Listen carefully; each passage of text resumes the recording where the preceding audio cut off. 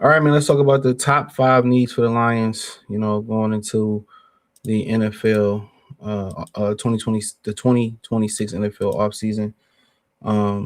Probably in this order to keep it a bean. Detroit Lions top players from videos like this. Whether or not Taylor Decker is retiring or not retiring, we know the time is near. You're missing games. The numbers falling off. You got to find a left tackle. If even if Decker come back, you play him at guard until you ready to get him at left tackle, or you let him and Manu Giovanni, battle it out for the tackle position. The loser go to guard or backup tackle. That's the number one thing you got to think about because even more so than figuring that center situation out.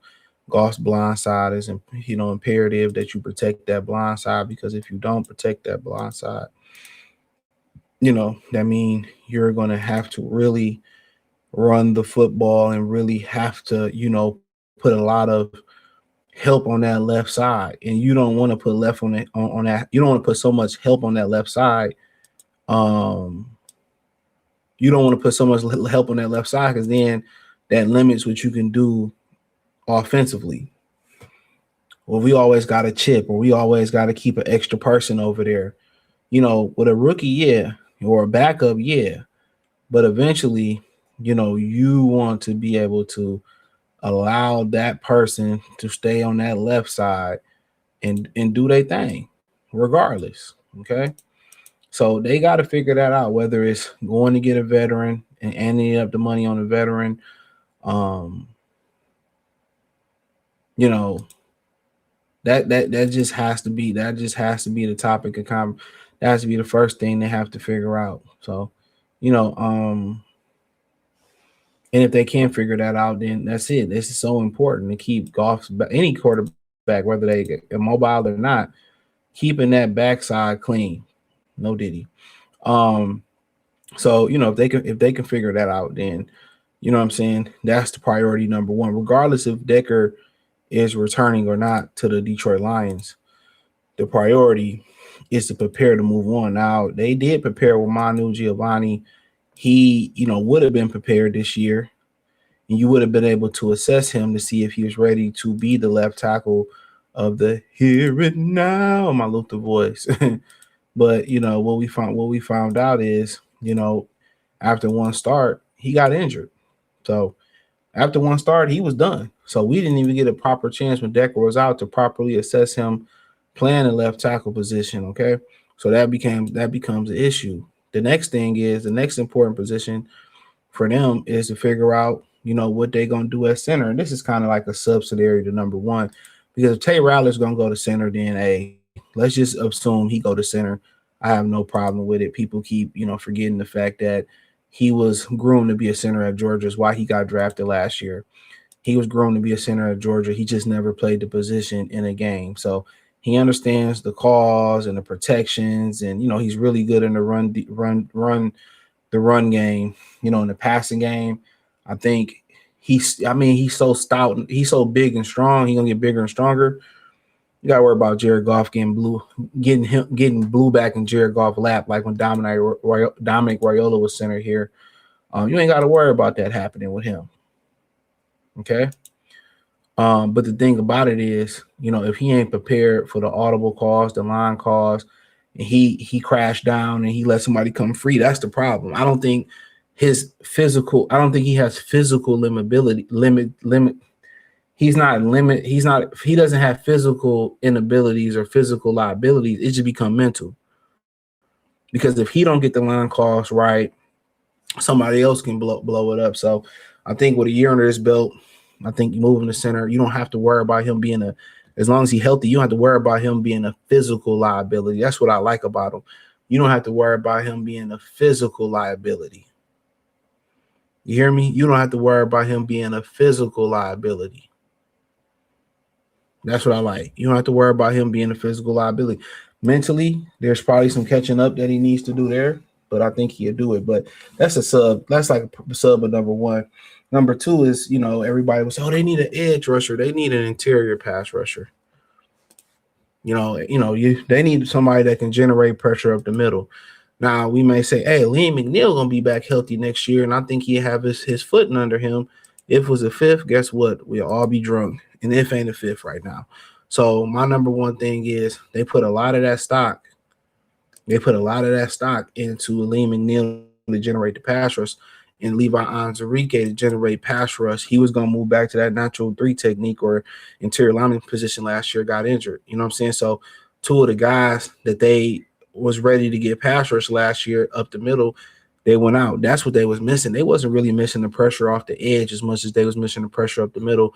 Al-Qayyad Muhammad did a good job of holding the fort down off that other side. They need the pressure up the middle. Now, whether you pull up Tankathon, um, and who can help you or who can't help you, those guys are really hard to come by.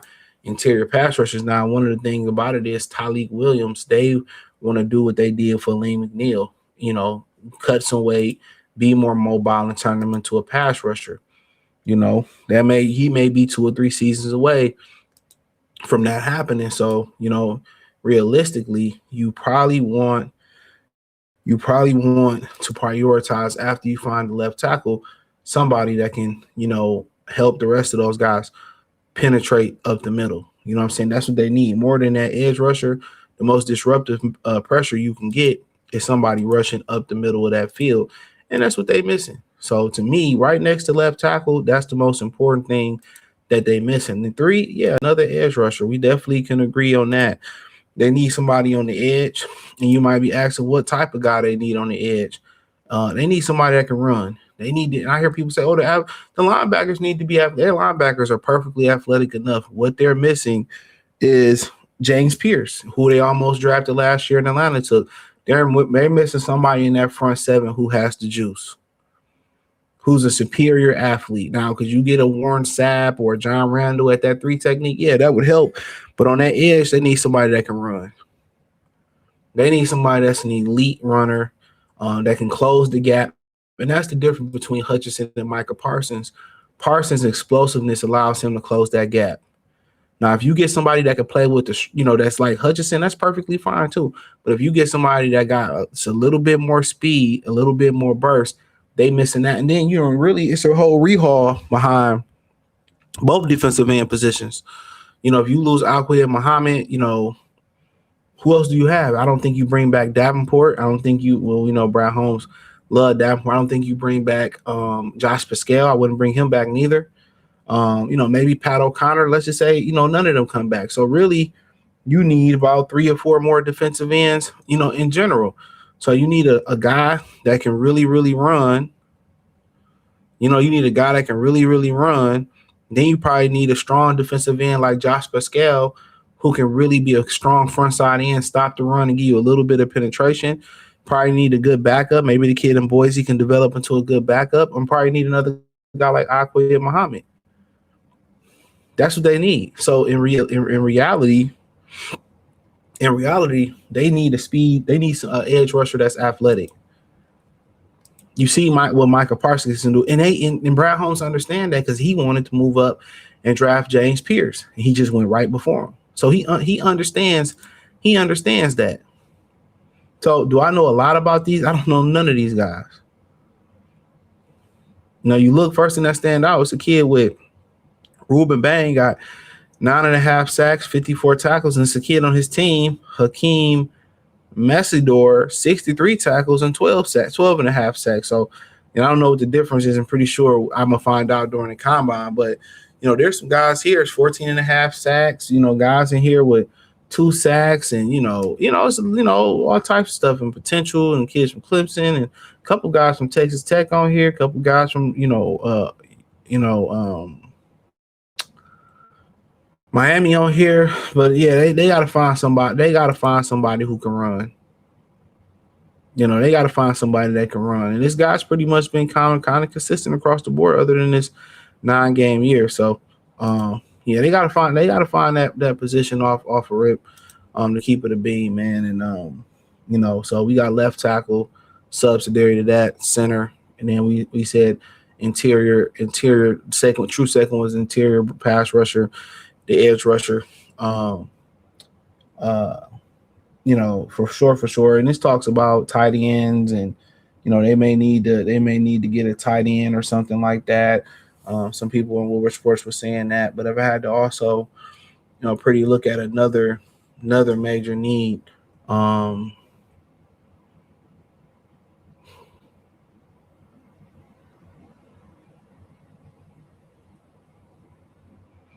probably another guard to be real. Let's say you move Tate to center. Um, you find a left tackle. You got Mahogany.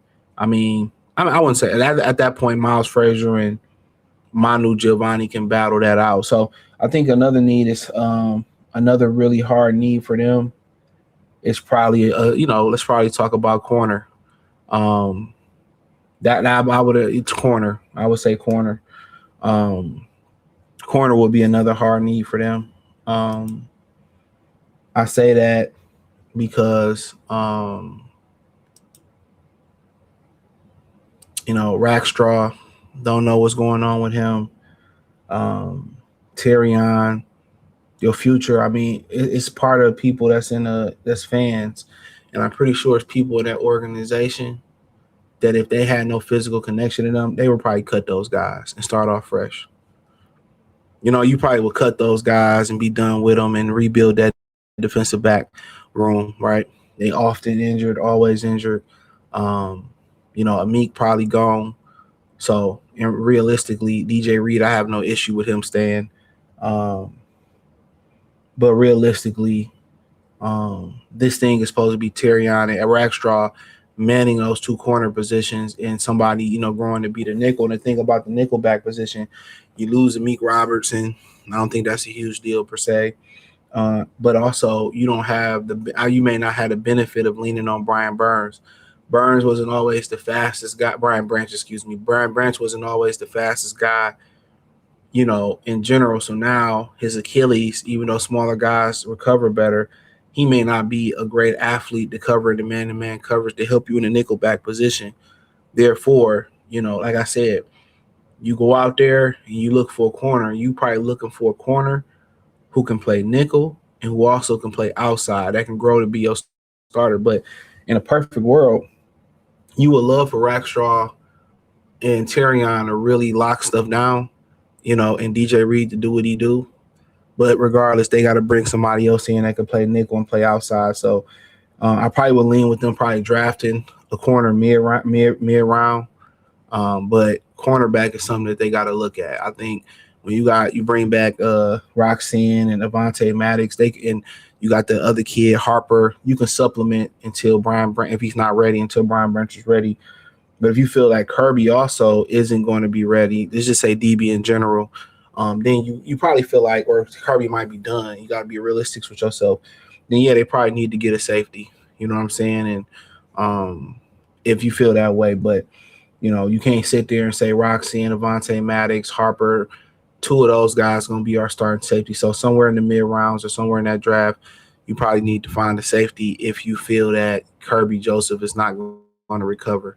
Brian Branch is probably you can get by until he's ready. And I think he'd be ready by the season start. But that's what it is. And number 5, this may come to a surprise. David Montgomery. They need to bring back Montgomery, but if they get rid of Montgomery, they need to find a short yardage back. I think obviously, if James Conner is no longer with the Arizona Cardinals, even though he's coming off an injury, I forget what's the injury that he's coming off of. Let's see if we can find out what the injury is.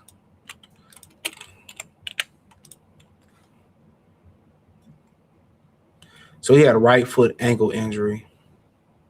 So he had a surgery to the foot, not ankle. So it was a foot surgery. So he says, "Oh, man, he got I think he'd be perfect. I think it's time to kind of like between if you get rid of Montgomery, Sonoy Vaki, it's time for him. He gave up some picks to get him or a pick. It's time for him to really step up in the backfield. He got rid of Craig Reynolds. He with New England, I think. So yeah, personally, keeping Dave Montgomery or, outside of Dave Montgomery, if you move on, getting the short yarders back. I think James Conner being in this offense before give you the same threats that Dave Montgomery get. Big, strong back and also catch it out the backfield. But I prefer them to keep Montgomery, especially with this new offensive coordinator, and what he represents in power football. So it's my list. Check out Detroit Lions Talk playlist. Let me know what you would add or what you would take off. Find me on X, Facebook, Kick, Twitch, Instagram. Hit the link tree. It's the first link in the description. Peace.